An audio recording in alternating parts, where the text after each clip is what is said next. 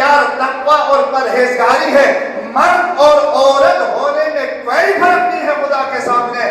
جو مرد جو عورت جو بھی ہو اگر عمل صالح انجام دے تو خداوند علی اعلیٰ اس انسان کے لیے فَلَنُحْيِيَنَّهُ حَيَاةً طَيِّبَةً وہ پاکیزہ حیات عطا کرے،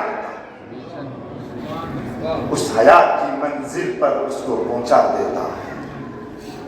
یہاں پر یہ نہیں کہا ہے کہ اگر عمل صالح انجام دے تو فقط مردوں کے لیے حیات طیبہ ہے، بلکہ